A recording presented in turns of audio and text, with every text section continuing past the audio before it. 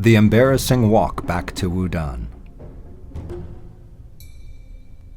Twice a year, myself and Master Po would travel to a haunted field.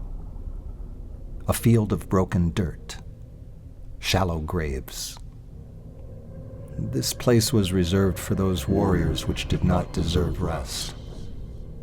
Murderers, cowards, those who killed without honor. Eternal peace was stolen from them, and their spirits suffered the eternal damnation of consciousness. Upon a muddy field precisely 1,000 footsteps from the gates of wudan, they could not leave. They could not die. They could only live. Mortals did not visit this place. The spirits knew nothing but war their entire lives. They would engage instantly. They aimed to kill you upon haunted ground, to force you to endure their fate alongside them. However, twice a year, myself and Master Po would walk the 1,000 steps and engage in combat. Lethal sparring with eternal consequences. They would not die, so the aim was simply to disable them, render them combat ineffective, leave them in the cold to heal, ready for the next massacre. Master Po would disable them at will, abolishing hundreds with fast strikes and unorthodox technique. I could hold my own against one or two, but my skills had not yet matured. In the middle of combat, I grew frustrated, and how difficult it was for me. Too many close calls. Too many mistakes. It simply took me too long for each victory. I needed more power.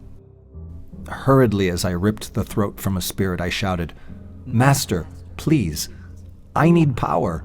Show me the most devastating move you know." Po, while crushing the skull of a downed opponent, replied, "You could never execute it. You're weak." This bothered me. I did not want my master to think I was weak. As I continued to battle, I attempted to show Master that I was strong, that I could execute any move he taught me. Through anger, my Kagitsuki grew wild and inaccurate. My Kai rushed. Suddenly, a dragon kick knocked me to the ground. I spun and raised my hand to protect my face. I saw the sword raised, my decapitation imminent. I froze. Master's flawlessly Shutouchi ripped the spirit's arms from his body before he could take my life. Armless, the spirit screamed, feeling real pain. Then Po's fingers ripped his eyes from his skull. Blind and in agony, yet unable to die, he ran screaming into the darkness.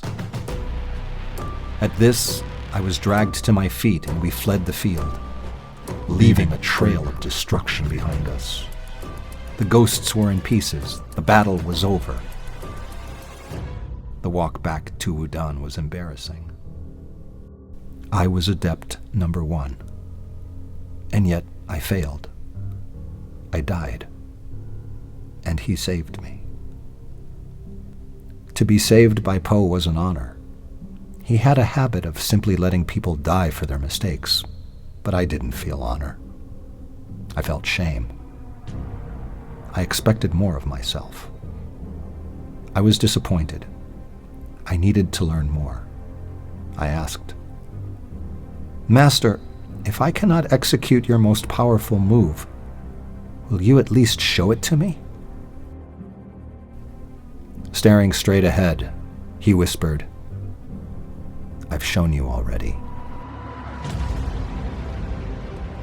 Using only my tongue, I broke your Zen." Such is the way of Wudan.